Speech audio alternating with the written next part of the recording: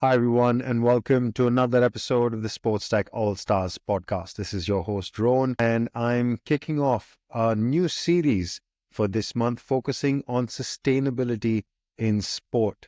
Every year, we try to pick up at least one topic which is perhaps on the fringes of sports innovation and sports technology conversations, but should be more mainstream, which is why we like to shine our spotlight on these topics. To kick off the series, I spoke today with Ioannis Konstantopoulos. I hope I said that right. Ioannis is a researcher for the University of Lausanne and a sustainability advisor for InNews. He lives in Switzerland and in Greece and has been working in and around the space of sustainability in sport for a few years. He shares an opinion on why this topic is gaining momentum, what role technology plays in helping sports entities become more sustainable, and also then what the future opportunities are around innovation and for startups. It's a fascinating conversation. Hope you enjoy.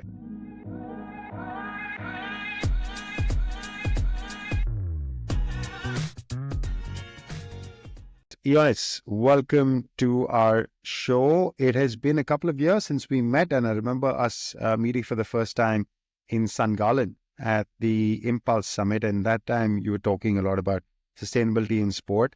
And while we were researching this theme, yours was one of the first names that came up. So kudos to you for delivering on that early idea. For all of my guests, all of my listeners who don't know you, can you introduce yourself and tell us what exactly it is that you do? Amazing. Thanks, Ron, for the invitation. It's been a couple of years as we first met, and since then I'm doing the same thing. I'm researching sustainability in sports in the University of Lausanne, permanently based in Switzerland. And I'm also, on my other hat as a consultant, I'm holding the position of sustainability advisor at InNews, a media intelligence company based in Greece. Nice. So maybe we take a step back and actually talk about what sustainability in sport means and how it aligns with ESG goals. Or is it more than that? What does that theme mean to you? Definitely, and I'll try to keep it brief, but feel free to jump in with questions. So sustainability in sports is quite new theme. It's been developed around 5 or 10 years ago in mostly in Europe, and it basically wants to measure the environmental impacts of sports, either as a sport organization or through the events or through sport facilities. But apart from the environmental impact, also the social impacts and the economic impacts of the sports industry as a whole. And back 10 years ago, we were in very, very early discussions on doing some good for the environment, saying that sports is a social, it has a social character, so it does good to the society as well.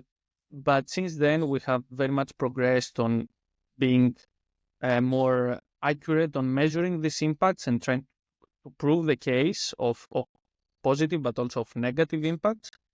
And we have developed a lot of technological solutions for reducing environmental impacts and enhancing the positive ones. And we have, for the first time, after a lot of years, quite a lot of regulation. So we have the European Union regulation, the Corporate Sustainability Reporting Directive that says that all large companies based in Europe, including football clubs and sport organizations, they have a mandatory requirement to report on sustainability, on ESG topics actually.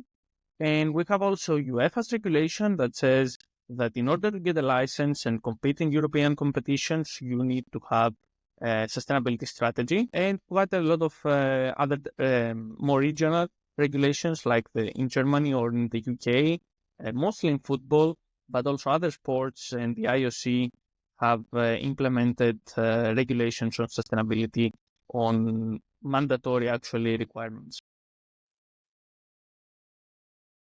And okay, so that's interesting to hear that this is now becoming, as it should be, a topic that sports organizations have to focus on because it's a mandatory requirement. Maybe you can outline for us, what are these requirements? What do sports organizations, what do they have to do to meet the environmental goals? I know there is something around tracking carbon emissions of the events that they host, which also includes, for example, fans coming to and from stadiums. I think that's just one example. Maybe you can give me what are the 2 or 3 main areas that they have to be compliant in? Yeah, definitely. So as I said before, a couple of years ago, this sustainability reporting or strategies was largely voluntary, right? If as a club or as a sport organization, you wanted to report on sustainability, that was great for your stakeholders, for your sponsors, for your fans, for the local communities.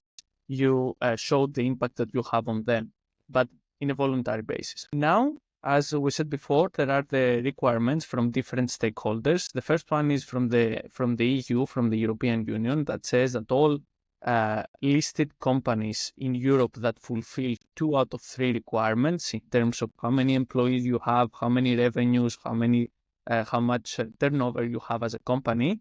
If you fulfill 2 out of 3 requirements, then you have to have a comprehensive sustainability report on your carbon emissions, including a double materiality assessment, as we say, an assessment that shows how your environmental impacts affect your financial performance. Basically, what are the impacts and what are the connections between environmental sustainability and financial performance of the company. A regulation, let's call it like this, one mandatory requirement, which applies to approximately 150 football clubs around Europe. That's one thing. Then we have UEFA, the football governing body, which included that in order to get a license to compete in European competitions, the Champions League, Europa League, and the Conference League, you definitely need to have a sustainability strategy aligned with UEFA strategy in order to mitigate environmental impacts and enhance your social impacts. So you need to have a strategy for that, and an appointed sustainability person. They call it an FSR manager, which is football social responsibility, and that's a second requirement, right? And then there are some football leagues like the German Bundesliga that has around 50 sustainability requirements in terms of facilities, in terms of fans transportation, in terms of events, in terms of different operations of football club that clubs need to fulfill in order to get a license to compete in Bundesliga and Bundesliga 2, the second division of Germany. Another case was the Premier League in the UK, that also put a requirement on reporting on carbon emissions, accurately reporting on carbon emission, having an appointed sustainability person, and having also a strategy. 3 requirements. So we see football leading the way in this aspect because it's the most well-known sport. It has the most human and financial resources. But there are also other sports. For example, FIBA, the International Basketball Federation, has sustainability requirements for all event host cities. So if you're a city that hosts a European competition or a world championship, you need to also to have to fulfill some requirements in terms of waste management, in terms of funds transportation, energy and water use, and others to host the tournament. And that is included on the host city contract that you sign when you been appointed to host a competition. So we see increasing regulation touching upon different types of environmental impacts, the scope 1, scope 2, and scope 3 emissions, let's say. Interesting. So there is the EU level regulations, then there is, let's say, the governing body regulation, which is UEFA, and then there are local regulations run by each of the different football associations.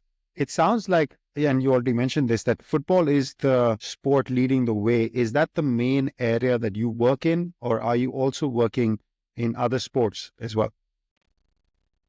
I'm working in other sports as well. I've had a great collaboration with basketball, with Greece's Basketball Federation, for example, on sustainability. So there are a lot of sports that they're interested on their environmental and social impacts. and we've done a great work. But I would say that football is the most well-known, and that's because of resources, human and financial resources that they put on sustainability. For example, UEFA has a special fund that gives fund to national European national associations only dedicated to sustainability, and that gives a big boost to the national associations to actually implement initiatives on sustainability compared to other sports that they don't have so many resources. But still, I wouldn't say that sustainability is only a matter of resources, but of course they have a very big boost in terms of initiatives. Yeah, and also it's the sport that attracts the most attention. Certainly within Europe, the stadiums are the biggest, so they're also the biggest polluter in a lot of ways, right? They're biggest creator of emissions. Also worth pointing out that I know that UEFA, through their Champions Innovate program, for example, does a lot of work in this area. That recently around the Champions League finals, they want to make them more efficient, like reducing food waste, reducing travel or tracking travel, like different kind of programs that they've been running, that they ran with the Champions League final in London. I know they will do something again in Munich for the upcoming Champions League final. So there is some work happening already in this space. And I want to come to the role that technology plays for you, and as somebody who's a researcher, who's a consultant in this space. So you're obviously looking at different ways that not only the problem can be tracked and measured, but also how it can be addressed. Right. So there are two sides of it. One is what exactly the size of the problem, how do we measure it, and then how do we address it. But before we get to the role of innovation, how, in your opinion, how seriously are sports organizations now taking this? Is it just, hey, this is a compliance regulatory requirement, so we have to do it, and like it's that kind of attitude that's being forced on us? Or do you see more organizations proactively, like the DFL or the Premier League, for example? I don't think that they need to set benchmarks, right? That they're doing this more proactively themselves. Do you see that as a trend across the sports organizations that you interact with? That's a great question. I would say that we observe different behaviors in different time periods. For example, 5 or 10 years ago, there were sport organizations that, just a few of them, that they were very much interested on sustainability. They were doing reporting strategies, initiatives, and stuff. Why? Because they were pioneering in the field. They were the first ones. And because they were the first ones, they acquired quite a lot of marketing and branding benefits to say that we are the first in the country or in Europe to implement sustainability. And that had a very big impact for sponsors, existing and acquiring new one, for their fans, acquire Gen Z people, mostly interested about climate change and sustainability. So we had this type of behavior a few years ago, that there were just few organizations pioneering, getting all the benefits. Slowly, other organizations saw this without regulation and followed the same way in order to get the same benefits. And because of stakeholder pressures, right? Because if you're a sponsor for a football club, let's say, and you see that this football club doesn't have reporting or strategy compared to other football clubs, then slowly, different stakeholders started to put some pressure on sport organizations to do something about sustainability. So then we had a bigger mass of organization going towards sustainability. And finally, we reach the third stage, let's say, of regulation that becomes mandatory. So organization don't have an option, actually, and they are moving towards sustainability. But then inside these organizations, let's say, we observe also two types. The first one is that the ones that they just tick the boxes, right? They just do what's necessary, tick the boxes and get a license or be fine with sustainability. And they are the ones that actually put more quality on their work and take it one step further, doing it better than just ticking the box. I hope that helps to understand the progress of sustainability within the last 10 years, let's say. Yeah, that certainly gives us a picture that, yeah, there are some, or as we would guess, I guess, there are some people who are just doing the basics, but there is a drive to do more. And again, before I move to innovation, just to understand your role exactly, like how do you help organizations? Is it to meet these compliance requirements, or do you also have a role as a researcher with the university? So then it's also perhaps to be establishing the benchmarks as they should be? Thank you for that question. So as a researcher, we are following the trends in the market in the sports industry. We are researching how this moves from the stages that I mentioned before to up until now. And we currently do a large research project that actually quantifies sustainability of major sport events, Olympics, World Cups, European competitions across 25 different sports since 2000 until 2024, up until now. So that's a large project funded by the Swiss National Science Foundation. That's one thing. Now, as a consultant, we are following a framework that we first measure sustainability. We report on sustainability to actually assess the existing situation, see where the gaps are, where the most emissions come from. Is it the waste or is it the funds transportation? Is it the energy? Identifying the gaps, doing an initial assessment. Based on this assessment, we develop a strategy for the organization. Strategies can be up from 2-3 years to up to 6 or 7 year sustainability strategy, outlining all the initiatives and practices that this organization should do to reduce carbon emissions and enhance its social impact. And then we implement actually the initiatives alongside with the sport organization. We help them implement the initiatives, and we monitor and measure the impact of those initiatives to the overall sustainability performance of the organization. So we follow a circular process in this consulting. Of course, throughout the whole process, we help them comply with different requirements. For example, the Greek Basketball Federation is the first federation that has signed. It's a signatory of the United Nations Sport for Climate Action Framework, which has the requirement of reporting annually on sustainability and reducing emissions by 50% by 2030. So our strategy and reporting is based on this goal that by 2030, the organization needs to cut its emissions by 50%. Okay, that's one example, and thank you for sharing that. Can you give us maybe a couple of other examples of projects that you've worked on? Maybe if it's confidential, you don't have to give us names, but just to give us a flavor of what kind of work, what kind of organizations are you working with? Yeah, definitely. So another example is the Greek Football Federation, which also does quite a lot of projects on sustainability. We measure for the first time in a project in collaboration with UEFA, the carbon emissions of a football match, actually. So there was the European qualifiers, Ireland versus Greece, held in Greece, and we measured all the emissions associated with this event. And then we provided recommendations to them on how to reduce emissions of its football matches. Another project that we did with them was to implement some sensors on some selected football facilities, football pitches. With sensors, they are connected with the irrigation system. And these sensors, they measure different indicators such as humidity, the possibility of rain, or the atmospheric conditions, different atmospheric conditions, the evapotranspiration of the field. And based on all these indicators, they are connected with the irrigation system and they automatically turn it on or turn it off if needed, right, to reduce water consumption.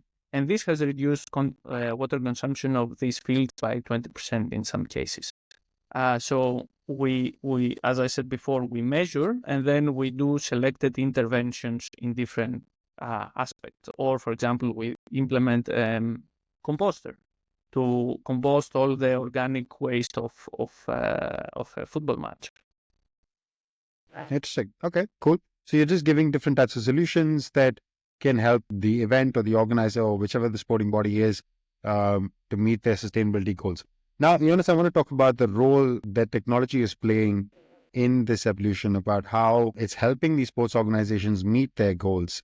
So one is on the measurement side. Is there a process of digitization? Like, I know there are startups that we see emerging in the space, which are helping either sports organizations measure different things, like how much emissions your fans are creating, getting to and from the stadium, what kind of food waste. Like I said, the Champions Innovate program had a few companies that are helping in this way.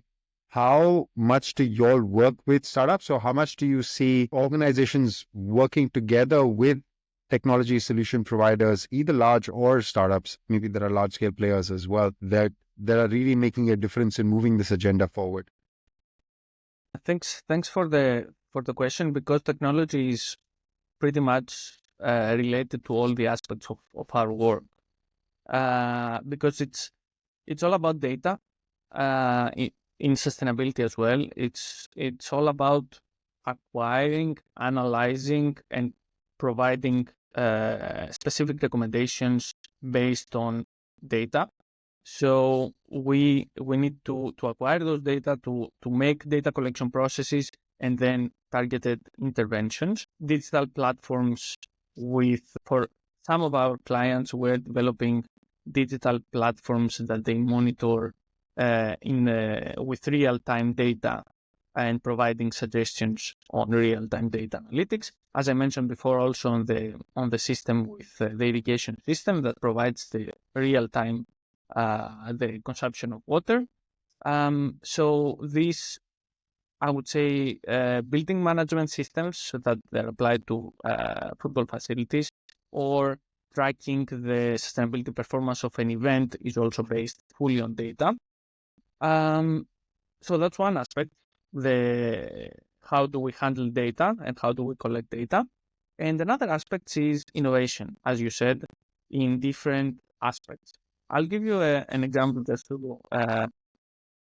to make this point straight. We had a project with Navarino Challenge. Navarino Challenge is one of the largest sport events in Greece. It's a multi-sport event, more than 50 sports, and it has been held in south part of Greece in Costa Navarino area. And they asked us to, of course, to measure the sustainability performance, but also to make sponsorship activations with some of their sponsors on sustainability. And this is where we wanted to include a lot of innovation and technological solutions. So we collaborated with a startup called Fee. And this startup, what they're doing is to get the material, to get waste from the sea and the beaches, right? Collect waste alongside with sea plants, the seaweed that comes on the beach from the sea. And from this material, they develop, they compress it, and they develop a material that can be used for surfaces, for furniture, for different stuff. But in our case, we created the medals of the event based on this material, beach cleanups with volunteers and stuff. And with this material, we provided more than 1,000 medals to all the participants that participated on the event. So I think that's an example of a collaboration between the sponsor, the event, the consultancy, and the startup, doing good for the environment, and at the same time providing cost-effective solutions for an event organizer. And that's great to hear, because you constantly see companies coming up with new solutions. So it's good to see that sports organizations are open to adopting them. How many of these solutions do you see are sports specific? Because I can imagine that, and this is where I don't know at all, because I can imagine that there are lots of companies or startups innovating in the world of sustainability, right? I'm in Berlin. This is a hub where this is such an important topic, and there are so many companies that are trying to do good work in it, from electricity measurement and management to any sort of resource, water, whatever, as you mentioned, waste recycling, to actually just data recording. There are many different areas. How many of these are sports specific in your experience? Because I've seen only a couple of sports focused startups emerge. Do you think it is necessary for a company to have is the problem in sports so unique that it needs some special focus from a company to say, hey, this is how this can be addressed within sports? Or actually a lot of sustainability focused companies can become potential solution providers in the sports world as well? Yeah, thank you. That's a good question. It's a hard one because it's. I think the truth lies somewhere in the middle, that it's not really financially sustainable for a company being only sport focused. Right. Only the case that they have they work from day one with the global sports industry. That's a big amount of clients. But for startup based in a country, having clients only from regionally, it's not really financially sustainable working only sports. So what we see in the majority of the cases is sustainability startups in general, that they provide some solutions, and these solutions can be provided also to sports, like from the previous example that I mentioned, as they are, or with a small adaptation. Sometimes the sports sustainability sphere has some peculiarities, so the product or the service has to be adapted just a little bit to be used also in sports. However, there is a small amount of startups that they are solving unique sports industry problems. For example, there is one in the Netherlands that they upcycle sports material and sport jerseys actually, and they take them and they create different materials like purse, like bag, like different materials that can be further used and purchased. So there are some sport specific. I would say the majority is sustainability specific or sustainability in general, and which with a small adaptation can be used in the sports industry. Makes sense. Ioannis, now looking forward, what areas around sustainability can you tell us are where there's a lot of innovation happening, or there is certainly room to innovate? And where there is, let's say, in the next 12, 18 months, we can see some exciting things. I think quite a lot of startups, they are working on supply chain in sports, because sports has a huge supply chain. So, as I said before, materials, jerseys, sport equipment, and these type of things, they have quite a lot of room for innovation. And the second path, let's say, to innovate is digital platforms. And in terms of facilities, events, sports organizations, sustainability dashboards on how to actually effectively show and communicate your sustainability, but also to other stakeholders, but also internally to use it on having real-time data and make informed data-driven decisions. So I would say these two aspects are the most important ones at the moment. So the second one is like how you real-time gathering data and displaying it or measuring it internally as well as externally, which if you're not doing that, then how do you move forward, right? So clearly a lot of sports organizations need to do more over there. Fantastic, Ioannis. Thanks so much for sharing your time with us. Maybe a personal note, what is coming up with you? What can we expect from you? Any projects that you want to talk about, or any call to action that you want to share with our listeners? Maybe you all are hiring, maybe you all are looking for clients, anything that you want to just put it out. Currently, I would say the consultancy we're expanding to acquire more clients outside of Greece, and we are mostly focusing on Asia and the Middle East region, and we are mostly working on the second part of innovation that I mentioned before, on building digital platforms with real-time helping to make real-time data-driven decision making. So we will be launching products that will help that will connect sponsors and sport events with a sustainability focus on different areas of sustainability. So, for example, if an event is more environmentally sustainable and a sponsor or a company has environmental sustainability targets, we will connect those two stakeholders in sports and help them create meaningful partnerships. So a lot of exciting things coming up with different partners and products. And I guess that's it. Yeah, fantastic. And we look forward to seeing all of this new stuff. I mean, especially with what you just described, if sustainability doesn't have to be a cost center, but actually you can just get somebody in who wants to generate that visibility to come in and plug in to pay for the project, then that makes a lot of sense. Ioannis, what is a good place for somebody to reach out to you, on LinkedIn or via email? Everywhere, LinkedIn, email, I'm open for anything. I usually reply the fastest is LinkedIn, to be honest. Okay. Super. Then we'll drop that in the show notes so people can reach out to you there. Thanks once again for your time. Before I let you go, I have one last question to ask. I like to believe we're all sports fans first. So I want to know, what has been your favorite sporting moment? Oh, that's the toughest one. Save the best for the last, yeah? I'm a basketball fan, and last year Panathinaikos was the European champions.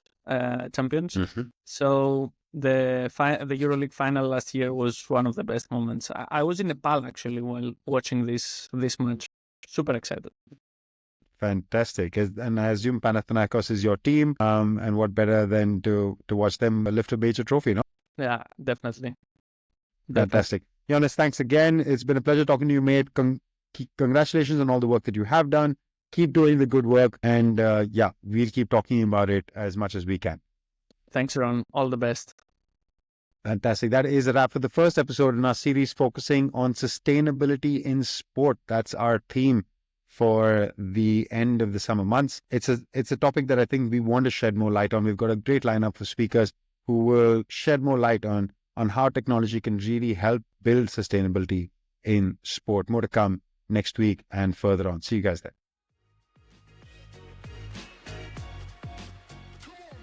Thanks for listening to the SportsTech Allstars Podcast with Rowan Malhotra. If you like our show, let us know and leave a review. And if you want to know more about us, check out sportstechx.com, where you can find our latest industry reports and updates. For a deeper dive into all things sports tech, check out our comprehensive database, SportsTechDB, at sportstechdb.com. Don't forget to follow us on social media. You can find us at SportsTechX on Instagram, Twitter, LinkedIn, and Facebook. Join us next time for another insightful conversation with a leader in sports tech.